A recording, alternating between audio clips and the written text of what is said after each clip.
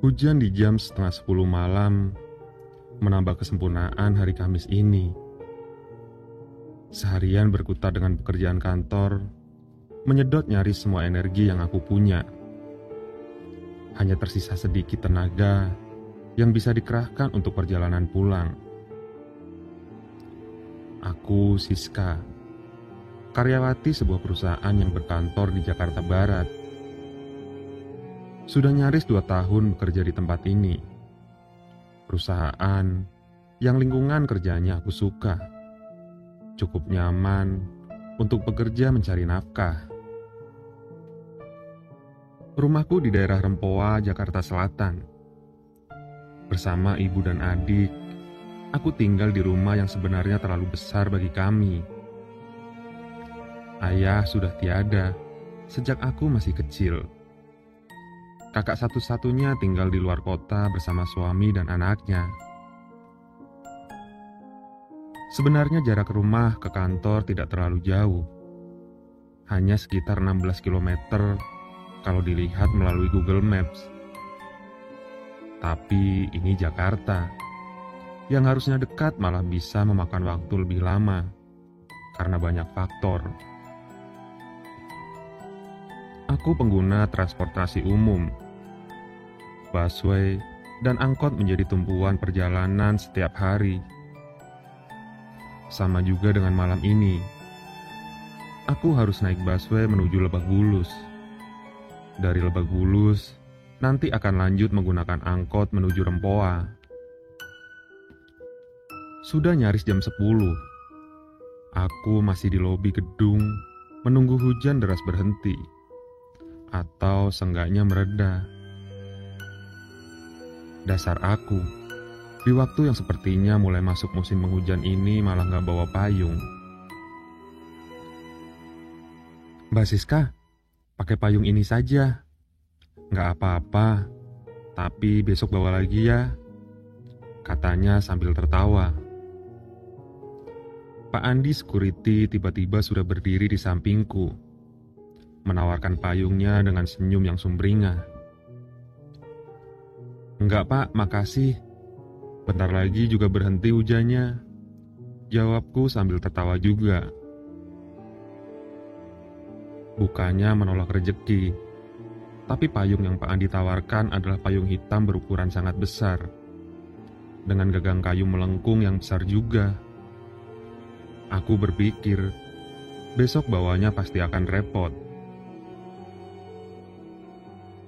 Jarak antara lobi gedung kantor dan halte busway tidak terlalu jauh. Dari tempatku berdiri sekarang ini pun, haltenya sudah kelihatan. Hanya cukup berjalan kaki sebentar, lalu naik jembatan penyeberangan yang sekaligus menuju halte. Akhirnya reda juga. Aku bergumam sendiri melihat hujan yang berkurang intensitasnya.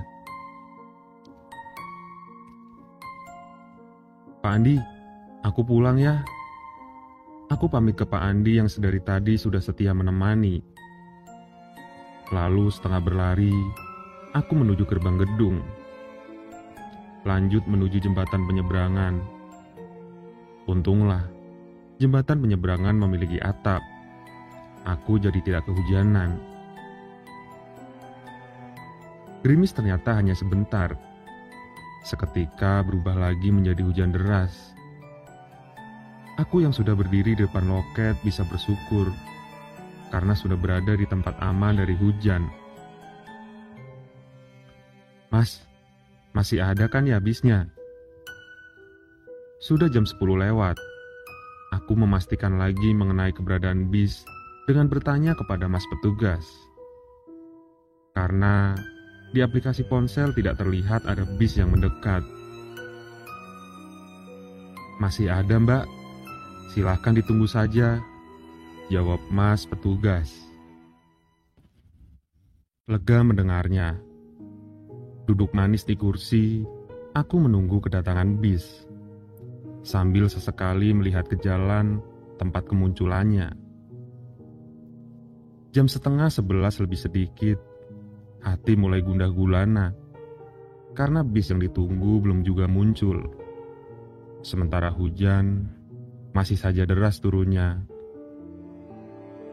Di halte Green Garden ini hanya ada aku dan beberapa petugas yang sepertinya sudah mulai bersiap untuk pulang. Sinar terang tiba-tiba muncul mendekat. Kelihatan kalau itu adalah lampu dari kendaraan yang berukuran besar. Syukurlah, akhirnya bis datang juga. Sungguh lega perasaan ini. Berdiri dari duduk, lalu aku mendekat ke pintu halte, menunggu bis untuk benar-benar sampai dan berhenti. Akhirnya bis berhenti tepat di hadapan. Pintunya terbuka, lalu aku melangkahkan kaki untuk masuk. Bis ini adalah bis yang panjang, jadi seperti bis gandeng. Entahlah apa biasa disebutnya. Yang pasti, tempat duduknya berjajar di kanan kiri, saling berhadapan. Aku memilih tempat duduk yang sejajar dengan supir, gak jauh dari tempat Pak Supir yang sedang duduk di belakang kemudi. Sementara, petugas busway yang satu lagi berdiri di dekat pintu paling belakang. Bis mulai berjalan perlahan meninggalkan halte. Sementara hujan masih turun cukup deras. Sepertinya ini bis terakhir. Terlihat dari penumpangnya yang sangat sedikit. Aku menghitungnya hanya ada 4 orang selain aku. 3 laki-laki di badan bis belakang, 1 perempuan duduk di kursi yang berseberangan denganku. Kursi khusus penumpang wanita. Seperti biasanya, lampu di dalam menyala terang. Dengan begitu, aku dapat melihat dengan jelas ke setiap bagian bis. Dalam gelapnya malam yang semakin larut, kami membelah barat Jakarta menuju bagian selatan, menyusuri jalan yang biasa disebut dengan jalan panjang. Ponsel di tangan menjadi fokusku untuk menghabiskan waktu. Bukan kebetulan, di malam Jumat memang biasanya adalah waktu untuk membaca cerita-cerita seram. Bis sudah sangat sepi, karena 2 penumpang sudah turun. Jadi hanya tinggal aku dan penumpang laki-laki yang duduk di kursi paling belakang. Pada bagian depan, hanya ada aku dan Pak Supir. Sekali lagi, hujan masih turun dengan derasnya. Nyaris sudah setengah perjalanan. Beberapa halte perhentian sudah terlewati. Aku masih fokus membaca cerita seram. Tapi, ternyata pada saat inilah peristiwa seram mulai terjadi kepadaku. Ketika mata masih terus mengarah ke layar ponsel, tiba-tiba seperti ada sesuatu yang mengganggu perasaan. Waktu itu, posisi bis sedang berhenti di halte salah satu rumah sakit. Entah kebetulan atau gimana, tapi saat itu bis berhenti cukup lama. Tidak seperti biasanya. Kalian pernah kan merasa kalau seperti ada yang sedang memperhatikan kita?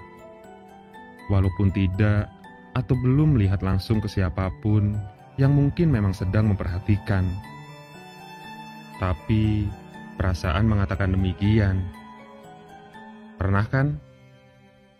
Nah, aku merasakan hal seperti itu. Seperti ada yang sedang memperhatikan. Yang pertama kali aku lakukan adalah melihat sekeliling. Pandangan menyapu ke seluruh sudut bis. Masih sama. Situasi masih sepi. Hanya ada aku dan penumpang laki-laki yang sedang tidur di kursi paling ujung belakang. Suara hujan deras yang sesekali disertai petir jadi semakin jelas terdengar karena pintu bis dalam keadaan terbuka. Ketika pandangan kembali mengarah ke depan, saat itulah akhirnya aku menemukan ada seseorang yang sedang memperhatikan. Ada perempuan sedang berdiri di atas tangga menuju jembatan penyeberangan. Jembatan yang sekaligus dipergunakan untuk jalan menuju halte bis. Aku sama sekali tidak mengenali perempuan itu. Dia hanya berdiri diam menghadap ke arah bis. Aku berpikir, mungkin dia sedang berteduh dari hujan yang memang turun semakin deras. Kalau memang hanya berteduh, aku nggak akan memperhatikan dia juga. Yang sedikit membuat ngeri, ternyata wajahnya, pandangannya, mengarah ke aku. Iya, dia memperhatikanku. Cukup menyeramkan. Jarak kami memang gak terlalu dekat, tapi lampu penerangan di atas tempat dia berdiri masih menyala terang. Cukup membuatku untuk dapat melihat jelas wajah dan penampilannya. Rambutnya panjang tergerai dan mengenakan gaun hitam panjang. Beberapa detik kami saling berpandangan. Lalu seperti tersadar, aku langsung menundukkan wajah ketika senyum mulai mengembang di wajahnya yang pucat dan sedikit basah seperti kena serpihan air hujan. Untunglah, kemudian pintu tertutup, lalu bis mulai berjalan lagi. Detik berikutnya, karena penasaran aku memberanikan diri untuk melihat kembali ke perempuan itu. Ternyata dia masih berdiri di tempatnya, dengan wajah terus mengikuti pergerakan bis yang bergerak semakin menjauh. Memperhatikan dengan senyum yang masih mengembang. Ah, bukan apa-apa. Mungkin itu hanya seorang perempuan yang mengira kalau aku kenal dengannya. Itu yang ada di pikiranku. Mencoba menghilangkan rasa cemas yang mulai timbul. Tidak berapa lama kemudian, bis kembali berhenti di halte ITC Permata Hijau. Kali ini, bis berhenti hanya sebentar. Karena memang gak ada penumpang yang naik atau turun. Tapi, walaupun hanya beberapa detik berhenti, ada kejadian aneh lagi yang terjadi. Ketika bis berhenti, aku melihat sesuatu.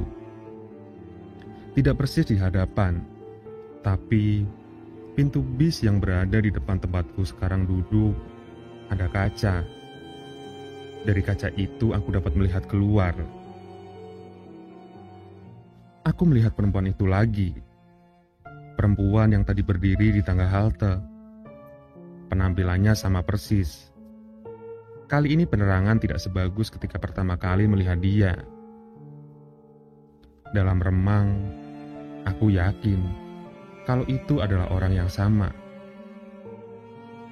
Dia berdiri di bawah pohon, di atas separator jalan, di bawah derasnya hujan yang masih turun cukup deras. Sekali lagi, dia berdiri diam memperhatikan.